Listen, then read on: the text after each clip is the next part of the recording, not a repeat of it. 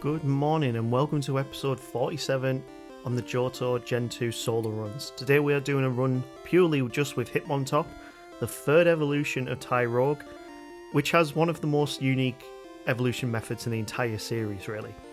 The way you get Hitmontop is by evolving Tyrogue when it's got equal stats of both attack and defense, meaning it's actually very hard to get this without manipulating your stats really. I don't think I ever had him Hitmontop ever when I was growing up and playing this.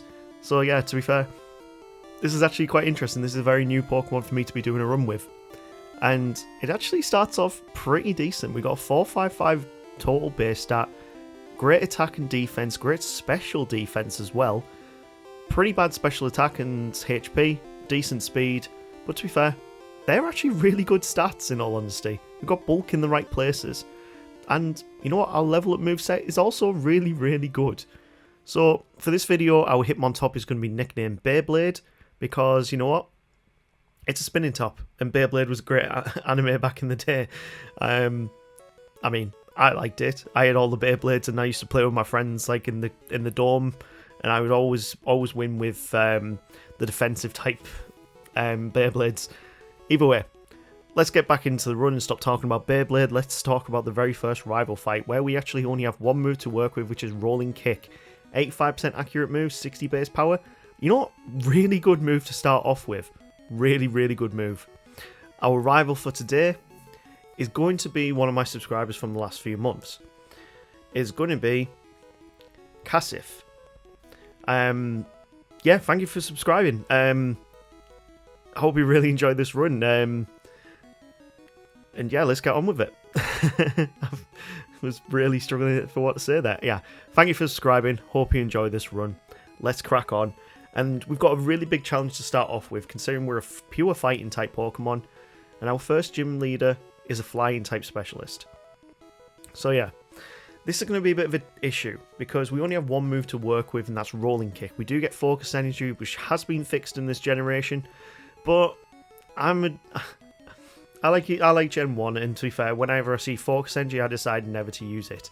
Because we don't have the type advantage in this gym, I've actually opted to go straight to Sprout Tower, and we can go and level up a bit there. Because you don't get many levels against the trainers leading up to Violet City, but you can get quite a bit of experience from going against all the sages in the Sprout Tower. Sproutly has 2 Bellsprouts at level 7, and then he has a Hoothoot, which we haven't done a run with yet. I haven't actually done a Noctowl run yet. That should be quite interesting when it comes to it. But its Bellsprouts go down pretty quickly. Its Hoothoot, because it does have the resistance, well, I would say it has the resistance, it's normal flying, which means it's actually cancelled out. We actually take quite an easy win because it doesn't use any flying type moves. That brings us to Birdkeeper Abe, whose Spearow with Peck usually is a big wall in my runs. But we managed to beat it with just one Rolling Kick at level 12, bringing us on to Falconer. Now his Pidgey at level 7 goes down to one Rolling Kick. His Pidgeotto tanks one Rolling Kick. We take quite a comfortable win, and you know what? I maybe didn't even need to go to Sprout Tower. Because we've got a good base stat attack, we actually probably could have done that without going to Sprout Tower. Anyway, that brings us through to the first part of the Rocket side quest in Azalea Town. In the Slowpoke Well, I'm starting to realise that the Zubats are going to be a bit of a problem. We can't use Rolling Kick against them because it's not very effective. Pursuit as well, not really that effective, but it's a dark type move. We might as well try it where we can, and of course Mud Slap wouldn't hit a Zubat. The Coffin goes down to a few Zubats, a few Mud Slaps, and we can go straight against the rival to see how we do. Casif, let's see how you do against me here, buddy. So Mud Slap is a perfect move to use against this Ghastly. It's super effective, it's not one-shot kill, and we do get paralysed, but Bayleaf is out next, and we're just going to go straight for the Rolling Kicks. We get down to 8 HP, and unfortunately, Razor Leaf is just too powerful at this point. The Bayleaf in Azalea Town is genuinely one of the strongest rival fights in this entire game, in my opinion. We actually do go for Focus Energy in this fight because I misclicked. Yes, I still misclick because I'm trying to do this as quick as possible, and I do forget that I need to go to different moves. I actually do click the wrong move sometimes because I'm trying to do this as fast as I can. I play this at 4 times speed. But we take a win on the second try and go against Bugsy. Now neither of us here have a type advantage. So we're going to go for quick attack because we learned that at level 19. And we'll use Mud Slap just to, because it's super effective against Kakuna being a bug poison type. It's not going to hit us. We're on 52 HP going into the Cypher. And in fact, I can't use Mud Slap against it even though I am misclicking here. I am very sorry for this because I have been pulled up for this on comments before. Yeah. I probably would have done this a bit quicker if I hadn't have misclicked on Mud Slaps. But I am doing this at 4 times speed. So yeah, things do get... I am clicking very, very fast when I do this. That brings us through to the easiest gym leader that we will have on this entire run, and that is Whitney, the normal type gym leader whose Miltank will go down to 2 rolling kicks, when we can actually hit it of course. But either way, it's a very easy fight. We do resist rollout being a fighting type. Rock type is not very effective against fighting. We pick up Attract, which won't be useful for us in this run because we're a male type Pokemon. And the next thing we're going to do is going to go pick up TM28, which is Dig, because we have Morty up next. And Dig being a ground type move and all of his Pokemon being ghost poison types, this is the perfect move for us to be using in this fight. And you get it in the National Park, which is just after Goldenrod. And this becomes one of, again, probably as easy a fight as Whitney was. As long as we don't get hit by Hypnosis, this is such an easy fight. Dig just decimates his entire team. And we'll need Dig coming into the later fights as well. So once we've beaten Morty, we can go to the lighthouse, we can go and talk to Jasmine, and then she'll go back to, well, we need to go and get the medicine first. We'll take a swift swim down to Cyanwood, and you know what? It's fighting type v fighting type. Who's going to win out of the Hitmons? Is it going to be Hitmonlee? No. Beyblade takes the win with Headbutt. Is it going to be Hitmonchan with its elemental punches? No. 2 Headbutts are going to take it down. And we have proven that Hitmontop is the best Hitmon in this generation. Thanks to these brothers. That brings us on to Chuck. So, Headbutt is a great move to have. You pick it up in Ilex Forest, or you can pick it up in Goldenrod buying it as a TM. But it has that chance to flinch, which is perfect. We don't want to be hit by Dynamic Punch, and we don't want to be put to sleep. Both of which happen in this fight, and we lose to Chuck, proving he is a better fighting type trainer in this first instance. On the second time round though, we get a better chance against the Poliwrath. Headbutt plays, and we get the flinches, meaning we take the win. We pick up TM01, which is Dynamic Punch, which is a move we cannot learn. We head back to Olivine City, throw the medicine at the Ampharos, and we are going straight into our fight with Jasmine. Because she's a Steel type trainer, we got fighting type moves. We actually are in a good position here to take her out quite comfortably. Her Steelix comes out next, Rolling Kick does about a third, and yeah, as long as we don't get hit by another Iron Tail, please. Please. Yes, okay. Final Magnemite should not be a problem. We do get... Wow, no. That's where the 85% accuracy does not help you. If you do not have 100% accuracy in Pokemon, you pretty much might have just 10. Honestly, if a move is not 100% accurate, it just doesn't hit half the time. Like, really annoyingly doesn't hit half the time. And we take a second loss to the Steelix, who hung on with 1 HP. Why am I struggling so much with this when I've got good type advantages here? Dig is the best move for the Magnemites. The Steelix, the Rolling Kick is the best move. It has a flinch chance as well. And when the all lines up, we can go through this fight without losing any HP. Why that took 3 tries is really frustrating, so we're going to take that frustration out on this oddly coloured Gyarados. This is where I realised we actually could have died to this Gyarados because it has Dragon Rage, and we don't have much HP to work with.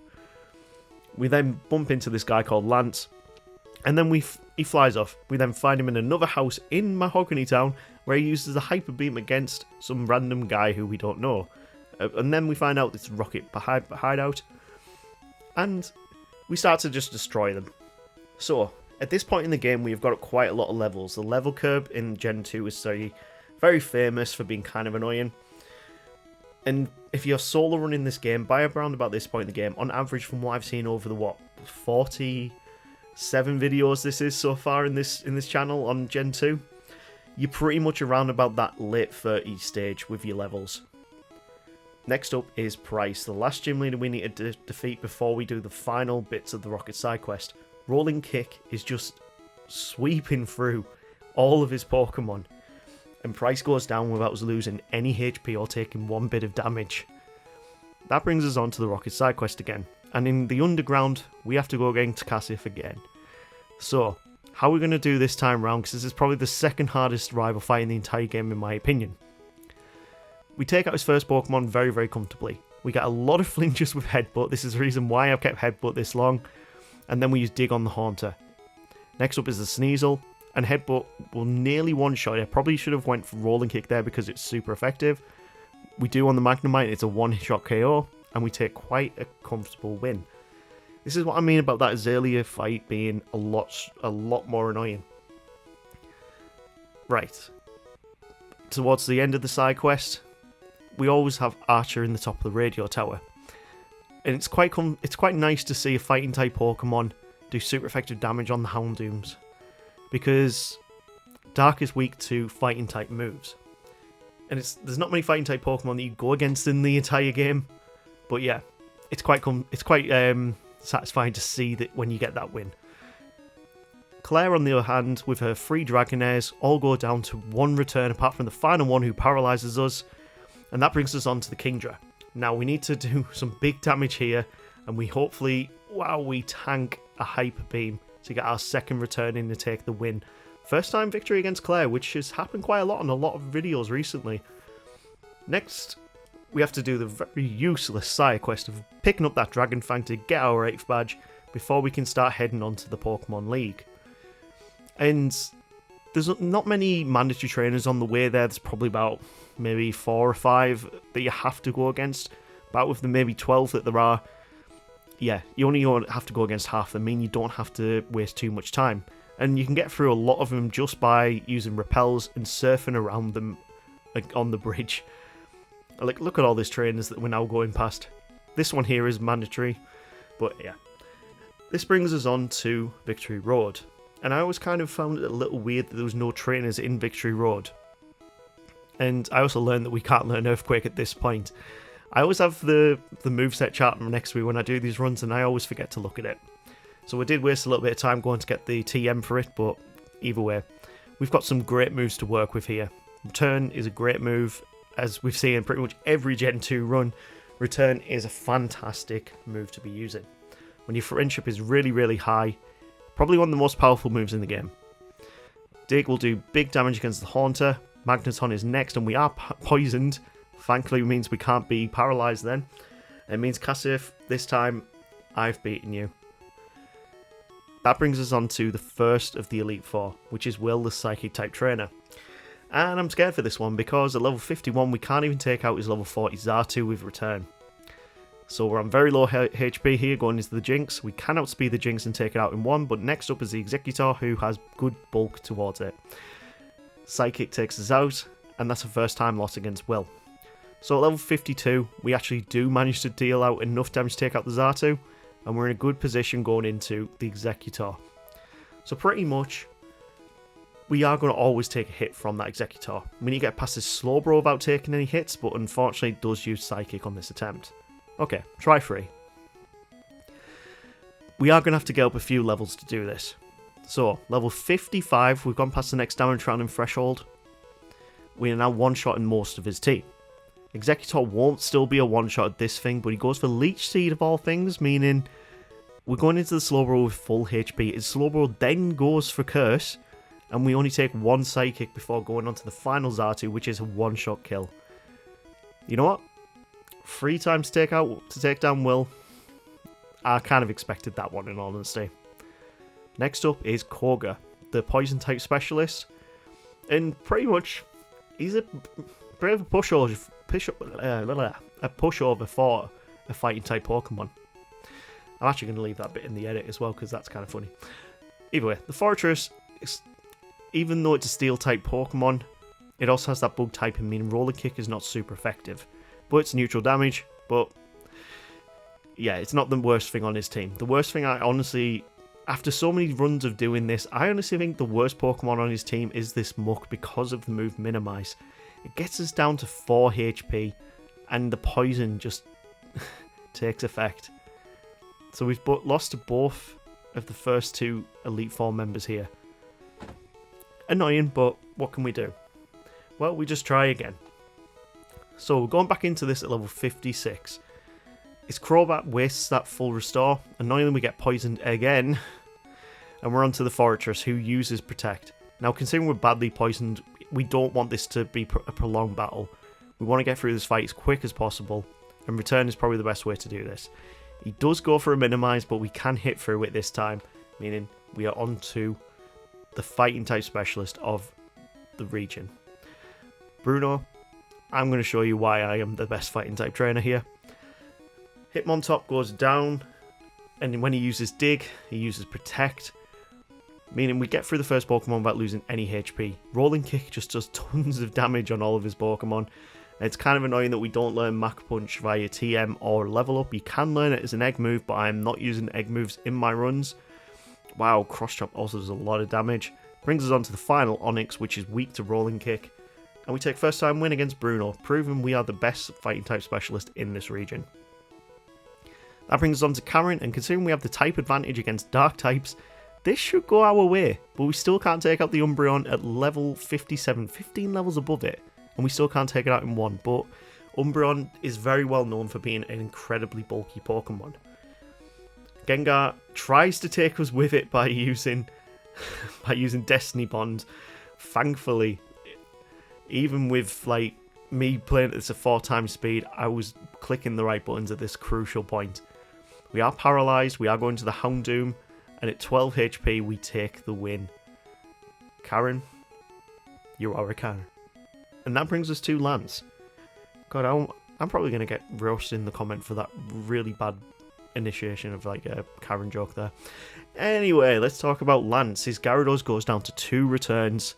Rolling Kick is critical hit on the Aerodactyl. I'm going to keep going with Return here. We don't want to get hit by Wing Attack. Dragonite is out next, and Return cannot one-shot it. And then he starts using Hyper Beams. There's 2 Dragonites left to go. Yeah, that kind of works out fine. I kind of expected that. We are going to need more levels to do this. So, level 68 now. We're getting close to level 70. This was the best run that I had against Lance. Whenever we got to the Dragonites, they kept using Paralysis on us, meaning they would then use Hyper Beam, and we don't have great luck against Hyper Beam. Even in this fight as well, the amount of Hyper Beams we get hit with is just ridiculous. We get hit by Outrage, and at 12 HP we finally get the win against Lance. That took 6 tries before I actually found the level that it works at. So yeah, Hitmontop has become the champion, but at what cost and what time? A level 68 at 4 hours 29 minutes. It's not. That's quite decently fast. It's not a top tier Pokemon. There's a really weird thing with Gen 2, I think, is the amount of time it takes for a Pokemon to actually beat the game. Like, I've done it with some of the legendaries and they've gotten like the 3-hour mark. I've done it with... God, I'm pretty sure there's a baby Pokemon I've done that just got over 4 hours. There's some Pokemon that have taken 10 hours. There's a massive disparity between how good some of these Gen 2 Pokemon are. But the game was massively shaken up compared to Gen 1. All the bugs were fixed. So you can't get times that are all within the same range very, very consistently. The most consistent timing I've found to actually beat the game is around about that 4.5 hour mark.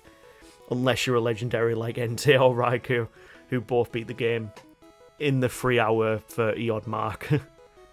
And that was even beating Kanto, I think. I'd have to go back to my times and look at that, but either way. Let's talk about Kanto. And of course, we're going to talk about Blue. Now, Blue starts off with a Pidgeot, which we can take out with 2 hits. His Alakazam and his Gyarados both go down to more returns, and we haven't taken barely any damage going into the Executor. The Executor is the one I'm worried about, and instead of going for Sidekick, he goes for Leech Seed again. It brings us on to the Arcanine, who goes for Extreme Speed. They must be looking at my special defense stat and then looking at my defense stat and thinking, you know what, he's got worse defense than special defense. Let's just use physical type attacks. But you know what, we're actually a very bulky Pokemon. And we take a first time win against Blue. Now, I've got an interesting strategy here that we're going to use for Red.